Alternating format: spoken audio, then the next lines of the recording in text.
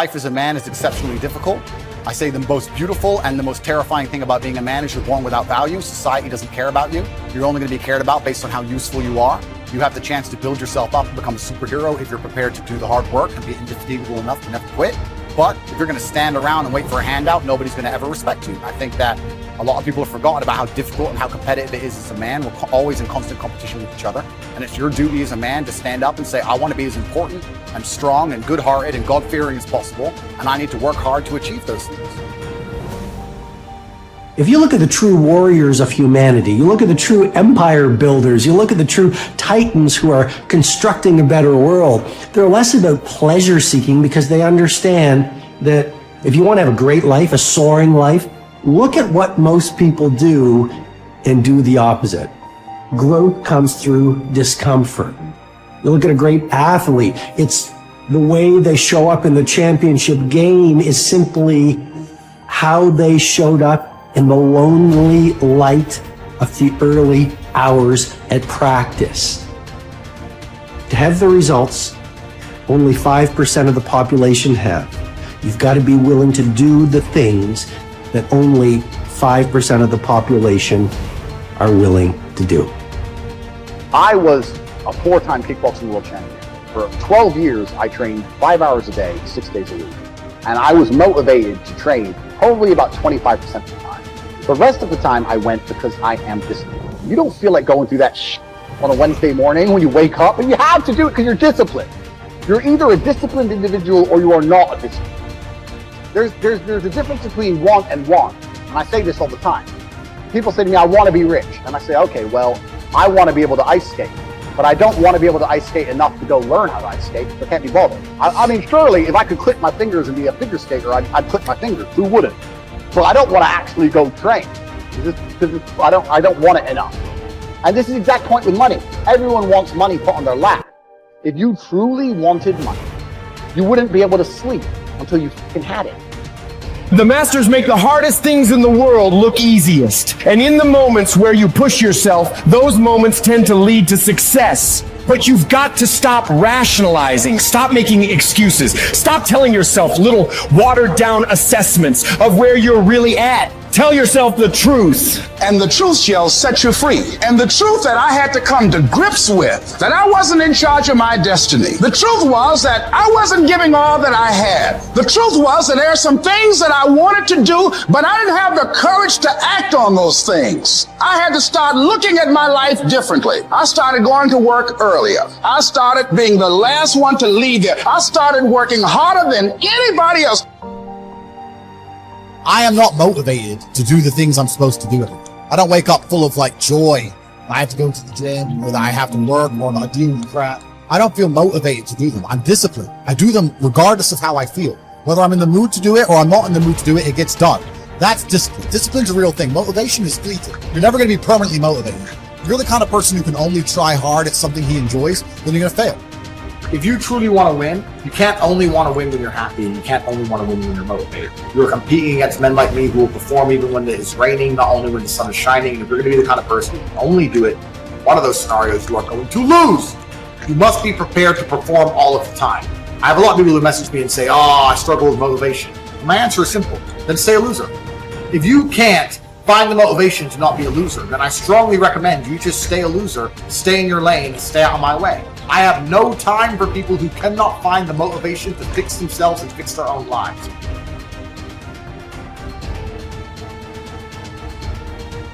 If you cannot control your own mind, then you go through life with zero control, zero influence. You can't control anything.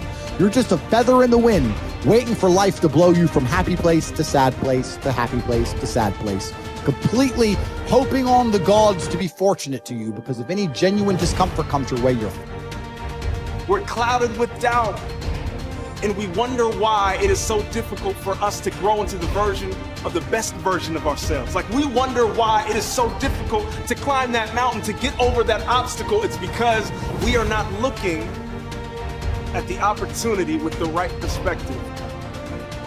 Break the patterns that have been leading your life, but you need to identify what the patterns are. I think sometimes we just aren't even aware It's just a pattern that's running. It's something that's happening. Maybe it's been happening for months or years or decades. We're not even aware. It's just become our identity. So when you identify the negative identity patterns that are holding you back, that's the first step.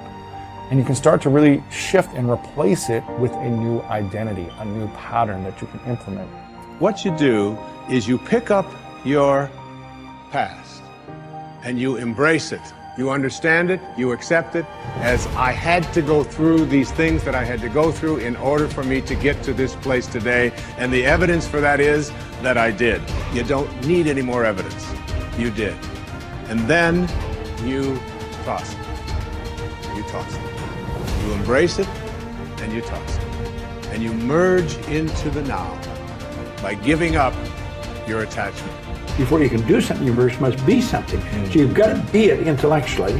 You've got to be it emotionally. It's like Solomon says, as a person believes in their heart, the emotional man. Well, it's only a period of time then until it manifests physically. That's one of the first laws of the universe, is the perpetual transmutation of energy. Energy is moving into form, always. To form, moving into form, through form, back into form again. So we cause it all to happen the way we think and the way we stay locked into ideas. I don't think greatness is something you're born with, some mysterious power bestowed upon us by God. It's something that truly exists in everyone. I look at it as a superpower we all have, buried deep inside us. This tiny diamond surrounded by layers and layers of rock, the hardest rock in the universe.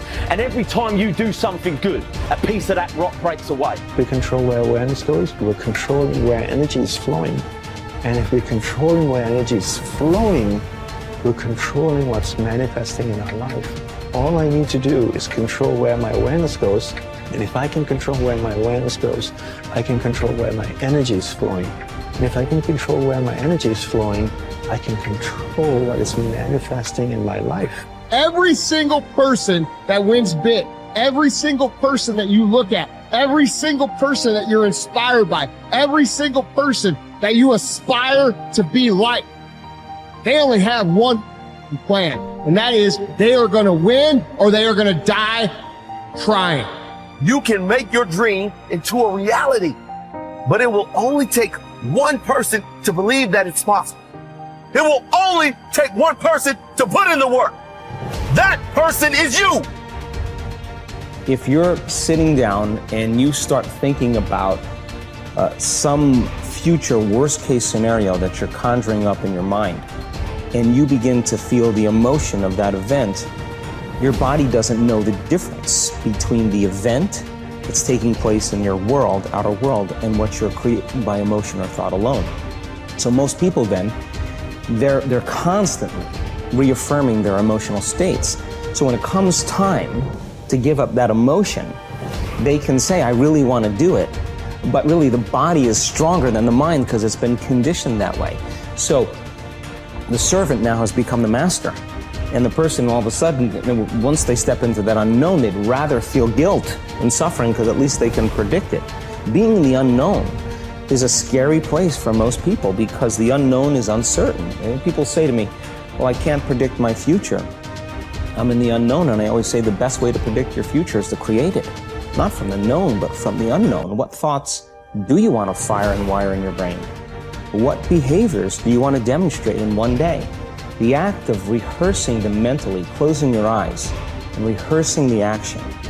Rehearsing the reaction of what you want? Or the action? The action of what you want. By closing your eyes and mentally rehearsing some action. If you're truly present, the brain does not know the difference between what you're imaging and what you're experiencing in 3D world. So then you begin to install the neurological hardware in your brain to look like the event has already occurred. Now, your brain is no longer a record of the past. Now it's a map to the future. And if you keep doing it, priming it that way, the hardware becomes a software program. The law of expectation says that your expectations tend to become your own self-fulfilling prophecies.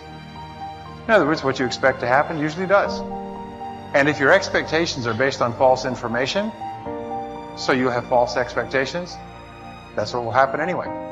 For instance, your expectations could be that you are destined to have an extraordinary life and be extremely successful. is that no matter what happens, it's all part of a learning process that is leading you inevitably to great success, happiness, and accomplishment. And if you absolutely expect that to be true, if that's your fundamental belief, then over time that will become true. You'll be able to throw off the ups and downs of life. You'll be able to ignore the negative influences around you. If you confidently expect to be a great success, then by gum, you sure will be. No matter what people tell you, you just say, well, it'll be all right. Everything will work out fine. And we know that an attitude of confident expectation is a hallmark of highly successful people. They just expect to succeed more than they fail. They expect to be liked by others more often than they're disliked. They expect to learn from every difficulty that they have. They expect to keep making progress. They just confidently expect it. And surprise, surprise, your expectations affect your realities. What you experience on the outside is determined by how you think on the inside. As they say, you are not what you think you are, but what you think you are. In the Bible it says, as a man thinketh in his heart, which means in his subconscious mind, way down deep, so is he. According to your faith, it's done unto you, and so on. Big picture thinking can benefit any person in any profession. When somebody like Jack Welch tells a G employee that the ongoing relationship with the customer is more important than the sale of an individual product, he's reminding them of the big picture. When two parents are fed up with potty training, poor grades or benders, and one reminds the other that the current difficult time is only a temporary season, then they benefit from thinking big picture. You have to think anyway, so why not think big? Big picture thinking brings wholeness and maturity to a person's thinking. It brings perspective. It's like making the frame of a picture bigger in the process, expanding not only what you can see, but what you are able to do. Big picture thinkers are never satisfied with what they already know. They are always visiting new places, learning new skills. And because of that practice, they often are able to connect the unconnected. They are lifelong learners. To help me maintain a learner's attitude, I spend a few moments every morning thinking about my learning opportunities for the day. As I review my calendar and to-do list, knowing whom I will meet that day, what I will read, which meetings I will attend, I note where I am most likely to learn something. Then I mentally cue myself to look attentively for something that will improve me in that situation. If you desire to keep learning, I want to encourage you to examine your day and look for opportunities to learn.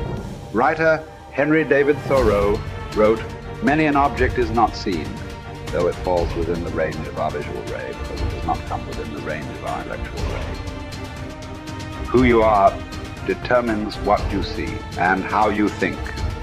Big picture thinkers realize there is a world out there besides their own, and they make an effort to get outside of themselves and see other people's worlds through their eyes. It's hard to see the picture while inside the frame. To see how others see, you must first find out how they think. Becoming a good listener certainly helps with that. So does getting over your personal agenda and trying to take the other person's perspective. French essayist Michel Ayquem de Montaigne wrote, "The value of life lies not in the length of days, but in the use we make of them." A man may live long yet live very little. The truth is that you can spend your life any way you want, but you can spend it only once. Becoming a big picture thinker can help you to live with wholeness, to live a very fulfilling life. People who see the big picture expand their experience because they expand their world. As a result, they accomplish more than narrow-minded people. And they experience fewer unwanted surprises too, because they are more likely to see the many components involved in any given situation. Issues, people, relationships, timing, and values. They are also, therefore, usually more tolerant of other people and their thinking.